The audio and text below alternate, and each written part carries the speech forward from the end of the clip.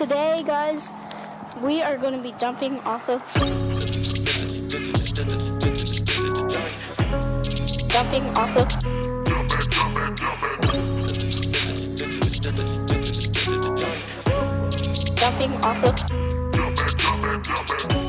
Yes. Hello and welcome, everyone.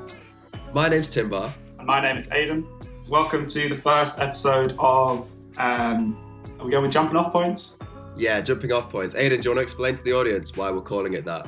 Okay, this is a new podcast and we aim to take things that happen in the news or current events and use them as jumping off points to delve a little bit deeper into politics and other areas that we find interesting based on things that are happening right now. It's exactly right, Aidan, and exactly as we rehearsed before. Glad you recited it as according to the script. So basically, for anyone detecting that we're laughing about this, it's because we've just thought of the name. So we really don't know if that's going to be the name for the long run at this point, but we're going to stick with jumping off points. We thought it gave us a chance to pick basically any topic, and then we can do an analysis of it, and it doesn't limit us too much. Some of you might know my YouTube channel, Timber on Toast. If you do, you will know that I very, very frequently talk about American culture war topics and that side of politics. Aidan's a friend of mine who is switched on more to the UK stuff. So when he came to me and he said he thought it'd be a cool idea to start a podcast, I thought this would be a nice opportunity for me and perhaps some of the viewers that might have come from my channel as well to get more of a UK perspective on these things. So we're basically going to be looking at Russian influence in UK politics. Obviously, what we're about to discuss is not the most important aspect of what's happening with Russia and Ukraine, and we don't want to take anything away from that, but we're just not the right people to talk about that conflict. I can't say anything that you've not heard from whoever else you might get your news from about how horrible and terrifying this is for the families affected in Ukraine and also in Russia with the increasing sanctions, the increasing repressions of free speech. So yeah, it's just I think as you come into this podcast, to understand we're meaning to shed a light on a very particular area of it, which certainly isn't the main aspect of the conflict. So yeah, with that, let's get into it. So Aidan, what is the Russia Report? So the Russia Report is a report put together by the Intelligence and Security Committee. The report was commissioned after the poisoning of former Russian spy Sergei Skripal. I'm sure a lot of people will remember that. This might be a point worth clarifying because if you're in the UK, this was really, really big news at the time. The spring when it happened, it was like wall-to-wall coverage. It was on BBC. It was on every single major news channel. And more so than the actual poisoning itself, one of the things that was kind of, I think, memed out of this whole event was the fact that the two people who they identified as being responsible for the attack said that they were just tourists visiting Salisbury Cathedral. Weird in the degree that in England, we don't hear about this cathedral very often. It's not a place that's very famous. It's not like other areas you can go to in the UK where they have these really grand cathedrals.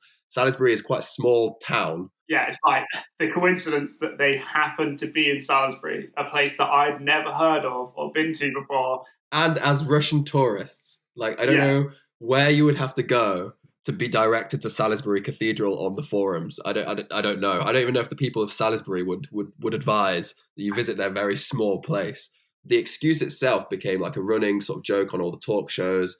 So yeah, if you live in the UK, you'll remember this quite well. I think if you lived in America or somewhere else, perhaps not as much because it was the whole story surrounding it that sounded very strange to English people specifically that made it such a big event and made it such a big news story. That was, if you like, the inciting incident for the report. I guess a moment when it was identified there was a need to take very seriously Russian involvement in UK politics and in UK sort of events in general.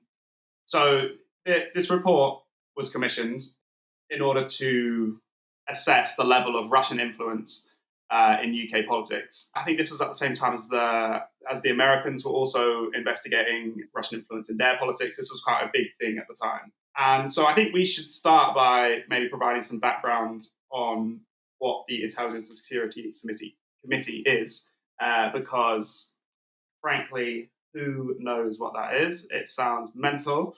Yeah, like every government acronym you can think of, Yeah. where clear that we need them, but not a single person in this country will know the ins and outs of what they actually do day to day. So it's basically a group of people from the House of Commons and the House of Lords. It exists to make sure that there's some like democratic oversight of what the intelligence agencies do, because obviously they do so much of this stuff behind closed doors. And the committee basically exists to make sure that they are acting in the interest of the country, and they are given classified information by MI5, all the like GCHQ, all the people who get to do this intelligence work without people knowing about it, and they then use that classified information to make reports. So, to give you an idea, at the moment, the Intelligence and Security Committee, which from now on we're going to refer to as the ISC because it is such a mouthful, it's made up of 8 MPs and 1 representative from the House of Lords. So the 8 MPs, there are 5 Conservative MPs, 2 Labour and 1 SNP. And then the representative from the House of Lords is Alan West, who is a retired Admiral of the Royal Navy and worked as a security advisor for Gordon Brown, who was a Labour Prime Minister. So it's a bipartisan committee. There is bipartisan, yeah. That's quite an important aspect about it. So their job is to go to the intelligence security agencies and go, guys, are you doing it for the public? Yeah. Are you doing it for the right reasons still? Is that still the case? Every year they say, yes, we are. I'm glad you followed up, boss. Yeah, we're still very much doing it right. I mean, that obviously, well done, Tim. Hilarious joke, but that is also very relevant. Like this committee will only see the information that the intelligence agencies give them, and there has been a history of them not being as well informed as you might like for a committee that should have oversight on the activities of these agencies. Anyway, very importantly, in terms of the story we're about to tell, they report directly to the Prime Minister. So they can only take, when they've written a report, they can only take it to Parliament and show it to, the other MPs once they've had direct approval from the Prime Minister. Yeah. So basically, I think the relevance that there's going to be for this is that Boris Johnson is going to be the first person to see this report. And Boris Johnson is also going to have some sort of veto power on what gets included in the final draft. So that's a little thing to keep in the noggin for later. Stick it on the later base. Yes. So I think now we can get into sort of what the report said. Now, I actually think, like, if anyone is in any way curious about UK relations with Russia over the past 20 years, actually a good idea to sort of skim through the opening sections of this report, because I think it quite well summarizes like the different positions of our country versus Russia on the world stage. There's a sentence that I want to read out from this report because I just thought it was quite interesting. So this is how the report starts off. Russia is simultaneously both very strong and very weak. The strengths which Russia retains are largely its inheritances from the USSR and its status as a victor of the Second World War, nuclear weapons, a space presence, and a permanent seat on the UN Security Council. By contrast, it has a small population compared with the West, a lack of both reliable partners and cultural influence outside the countries of former USSR, a lack of strong public and democratic institutions, including the rule of law, and, of course, a weak economy. Bit of a roast. Wow. It's a bit of a roast. Yeah, that is a bit of a roast. Because like, with all the other bits, they sort of like reeled them off in a dispassionate way, and they got to the economy, and they're like, "Of course, the weakest economy I've ever seen." As we all know, a pathetic economy.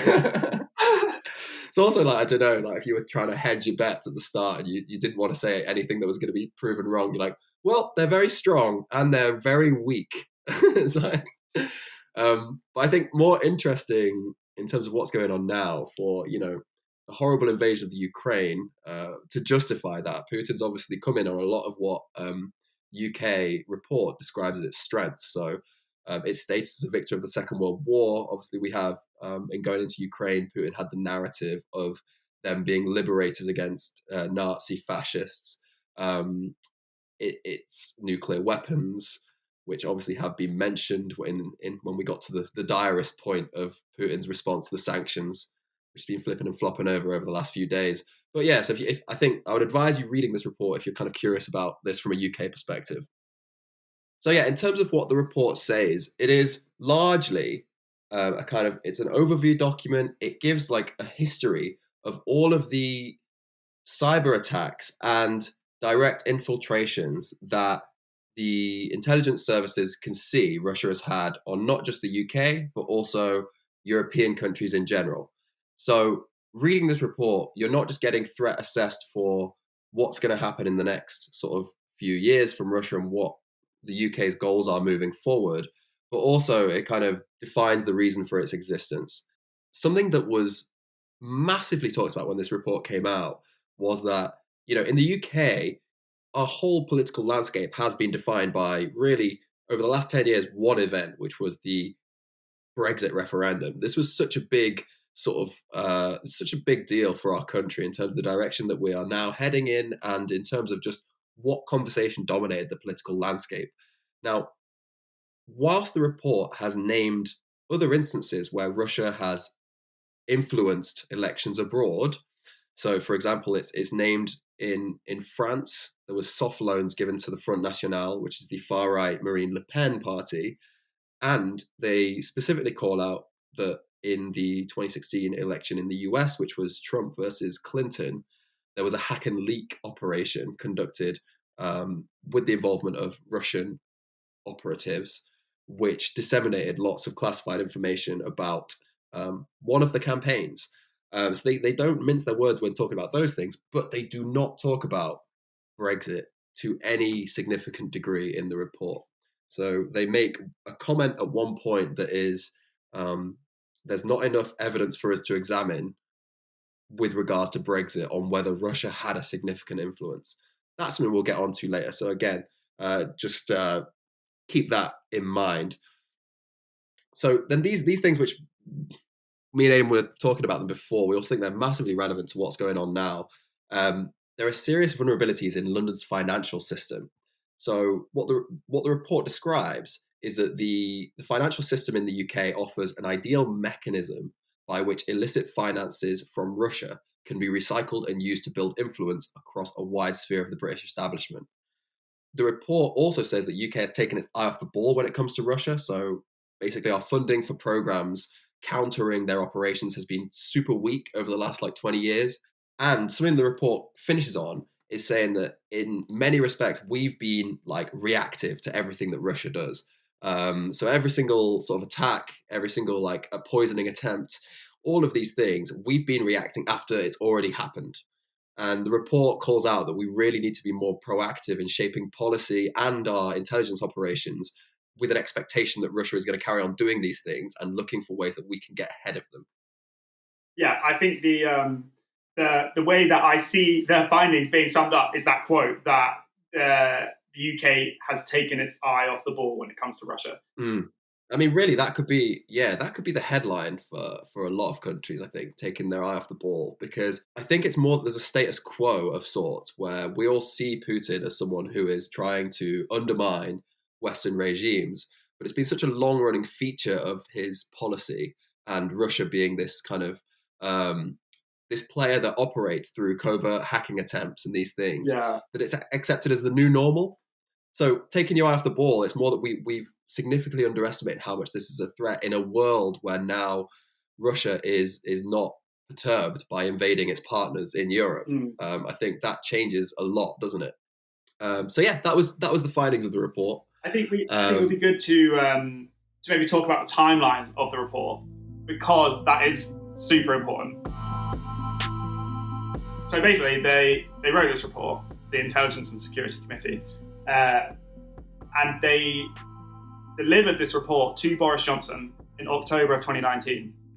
But the report didn't actually come out until the summer of 2020. So that's 9 months later or something. But and when the ISE deliver reports to prime ministers, they basically give a deadline of 10 days to make his amendments, do his redactions, whatever.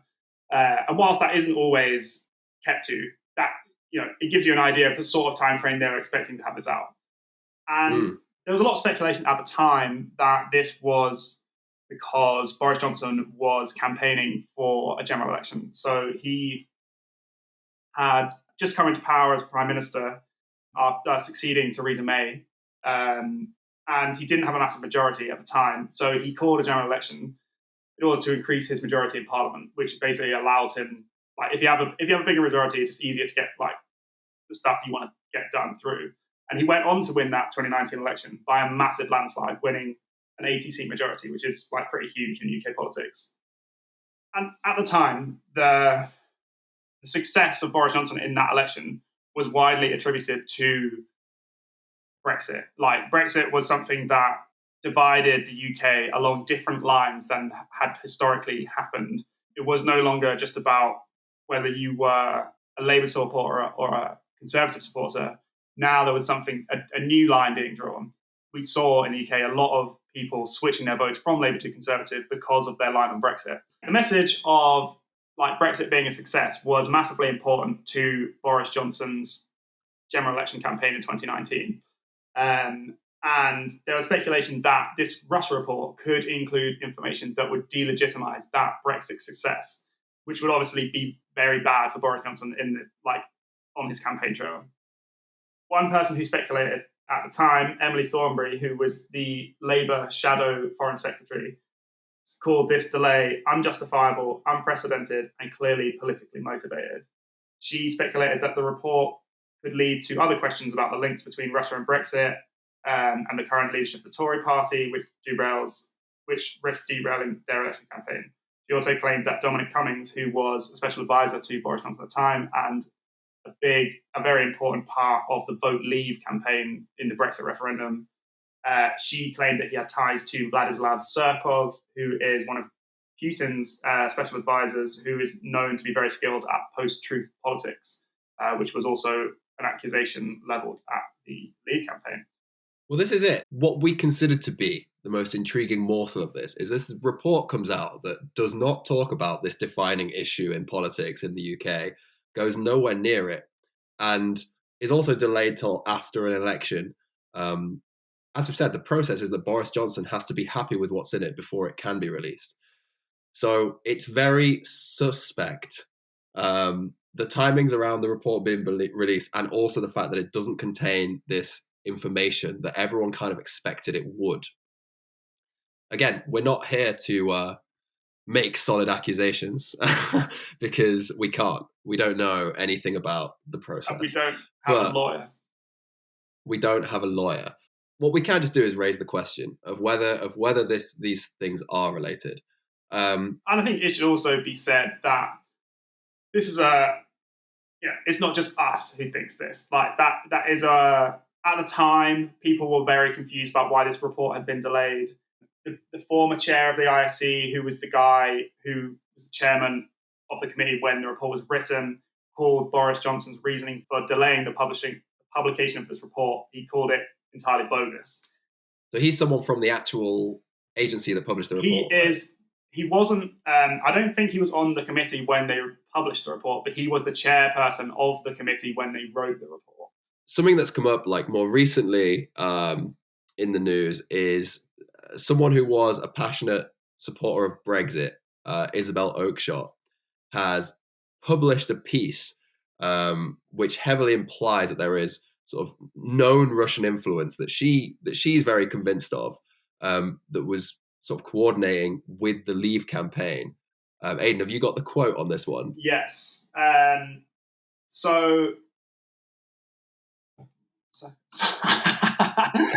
He did not. He did not have the quote. Yes. Okay, so Isabel Oakeshott, who is the former political editor of the Sunday Times and self-described passionate Brexiteer, she basically had access to Banks' emails, and she said that taking all the evidence I have obtained into account, I'm in no doubt that Banks and Wigmore, that's Andy Wigmore, have been acting as agents of influence for the Russian state. This was not a mere coincidence of views or an extended social relationship. The material clearly shows that they discussed Brexit and personal enrichment opportunities with senior Russian officials. They met several times with people they knew to be members of Russian intelligence services and passed them sensitive documents. So that, yeah, I mean, and so with everything that we've discussed, the fact that the report points out there's this, I don't want to over dramatize it, but also, let's not get sued. The alleged, links between Leave EU and Russian officials. The fact that a journalist has been able to give us this information makes it very suspicious that no information about the UK's intelligence agency's investigation or alleged investigation into the Brexit referendum is featured in the report. It seems mental that that is the case, that there was nothing of note when Aaron Banks and Andy Wigmore, who, by the way, refer to themselves as the bad boys of Brexit. Can't fault them for that. I mean, that would have been the name of our podcast if they hadn't already trademarked it under their own thing. It's so good. Yeah, I mean, it seems very unlikely, is what we're saying. We're the good boys of the EU. The good boys of Remain. Yeah. But yeah, I think obviously the report it goes heavily into this, that there's these big ties that I think this is what it highlights, is that the ties that exist between the UK and Russia, and obviously we're not talking about diplomatic ties here, which are essential, but the ties which maybe undermine our own institutions, they're not ones that are conducted, via this massive party network. The way that they're conducted is via choice select individuals within our political system. And this is all from the report that you can read, who Russian oligarchs and people who are in Russia's sphere of influence can have an impact on simply through person-to-person favors and person-to-person financing. And so what's come out here about the Leave EU would seem to tie in very strongly with that pattern of behavior. Obviously, it's all alleged. We don't have the dynamite kind of document or quote that would show this, or secret recording, but it does seem to tie in very well with what the report highlights as things the Russians would do were they trying to influence an election of that nature. I think we should explain for our non-UK audience that when the campaigns for the Brexit referendum was happening, there were two groups that were pushing for the UK to leave. One was Leave EU, which was the more sort of unofficial group, which featured Nigel Farage and Aaron Banks. And the other one was Vote Leave, which was the more official campaign. Was that the one that Boris was behind? Yeah, Vote so Leave? it was basically Boris Johnson and Dominic Cummings. Coming back to what we mentioned at the start of the podcast with the conflict in Ukraine, which I shouldn't call a conflict, like the invasion of Ukraine and the bombing of innocent men, women and children. There's obviously this change in the air. I think everyone has sussed. Marine Le Pen in France had a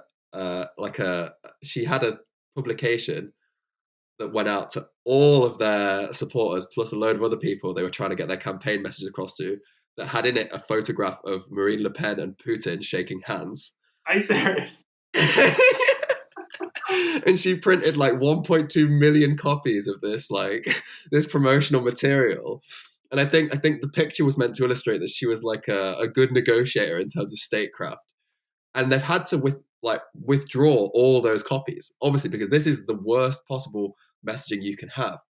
But it kind of shows, right, that this only like a month ago, 2 months ago, that was a savvy move of like, I can negotiate with this strongman and I can get him on side. I think that was how a lot of the far right parties thought of Putin.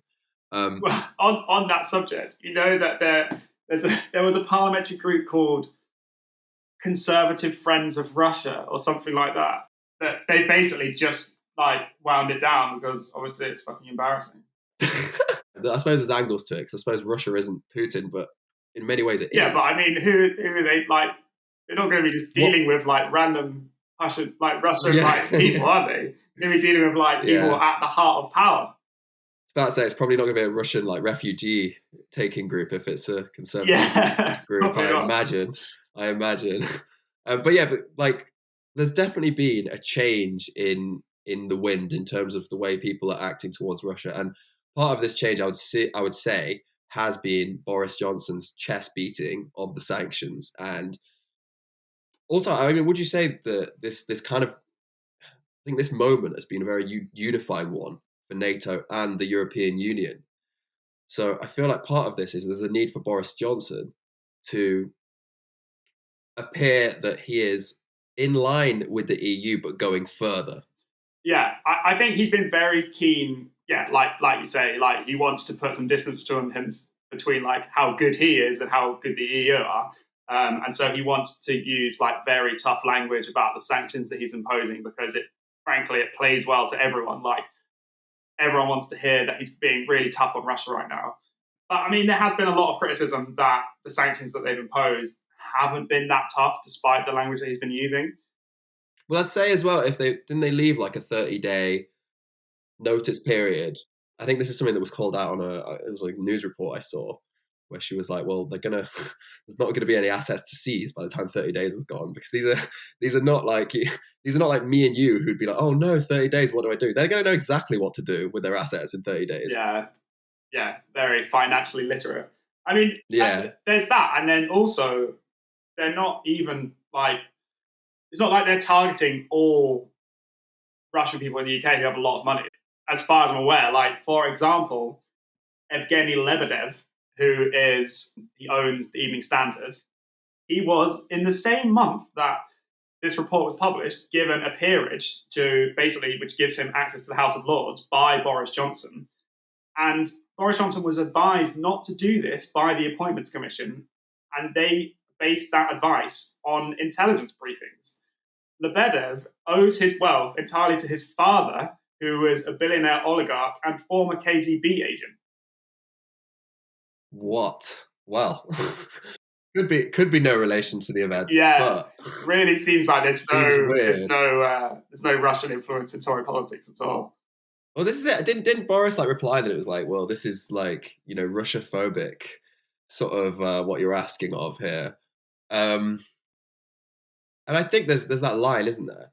I certainly don't want to see UK descend into a place that is hostile to Russians for being Russian. Yeah, of course. As a result of what's going on, I think we need to hold the people who are accountable directly to Putin responsible, and effectively that's what's going to have the impact.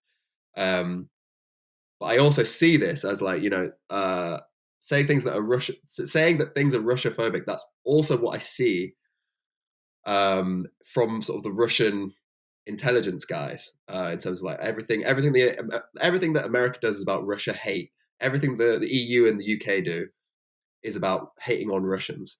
I think that's the kind of rhetoric that's been used to justify the invasion of Ukraine recently. It's that, if we don't do this, we've got all these people encroaching on our space who hate us. And yeah, it's just, as we've said, it's something that I don't think the UK can counter now in a significant way, because it's been so long building.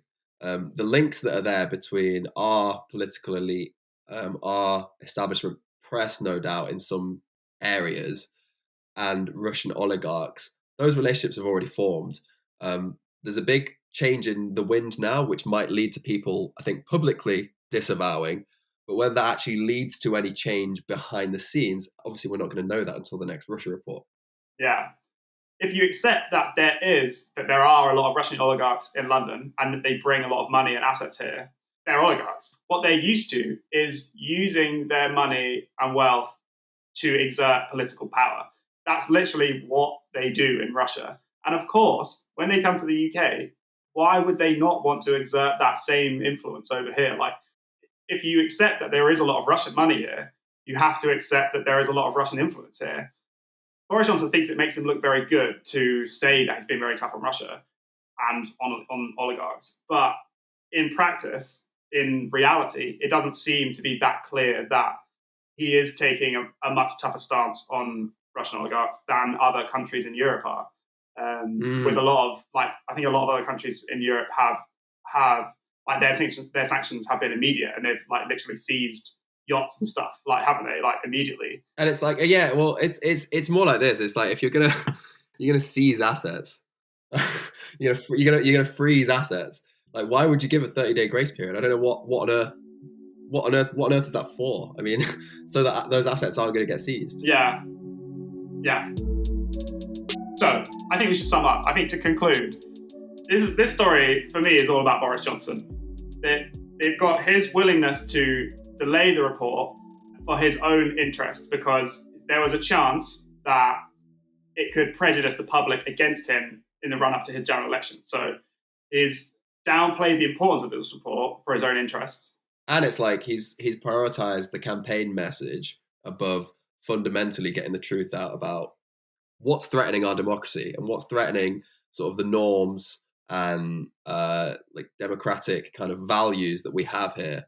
Above that, he's placed the campaign message he needed to get out and not to have it undermined by intelligence briefings or intelligence being disseminated to the public. Yeah. The consequences of that are, one, that it seems very, very possible that Russia did exert influence over the Brexit referendum. Whilst I wouldn't want to say that could have had an effect on the outcome of the referendum, because I'm not sure there's any evidence that it would have changed the result. I think it's still clearly good to know that Russia were exerting influence on our democratic process. And two, even if that wasn't part of his consideration, he still has not taken this report seriously enough in looking at Russia as a geopolitical danger, because now we're in a situation where we're having to deal with this Russian influence in the UK, and the fact that he downplayed the importance of this report probably meant that he has spent the last 2 years not doing anything about Russian influence in the UK. So we're now in a situation where we're having to do it really fast and reactively, as they said in the report. We're always responding to things that happen. Well, I think in a large way, the UK and what the strategy that's being played here is almost like a microcosm for how Putin imagines the world sort of strategy playing out. So I think one of the things that emboldens him is thinking that Western democracies, because we're too weak, we care too much about our own citizens' comforts to enact strong sanctions on him. I actually think that's something that he was pinning a lot of hopes on. Yeah. Because we can enact a certain level of sanctions that doesn't really affect Russia too much. And we carry on, living our lives without high rates of inflation that we might see otherwise. But any sanction, I think, that's going to very seriously punish Russia, we're also punishing ourselves a little bit. And so microcosm of the UK, people will his banking on the fact that these people in positions of power within our political system will do what's better for themselves. Above all, he's used that on the world scale of countries are going to ultimately look after what's better for themselves, and that will lead to us getting away with the strategies that we're playing in this geopolitical conflict. As we've said, it's yet to be seen what the situation will look like in by the end of this year or in a few years' time when we look at how the cards rest in terms of Russia then. But certainly a changing time, and we'd hope, I think, a time where people are taking the threats a bit more seriously. So that was the first episode of Jumping Off Points, talking about the Russia report. I hope you found it interesting. As I've said, we'll post links to things that we've talked about in this episode so you can go and read them for yourselves. Any sign-off messages from you, Aidan? Just want to say big thanks to you, Tim, for taking a bit of time out from Twitter to be here with me today.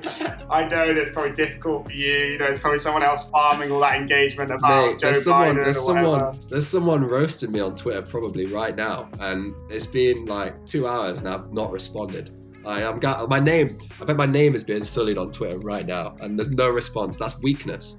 Comes back. Yeah, both strength and weakness right there. So. My strength in recording a podcast, my weakness in not being able to tweet at the same time, I would say.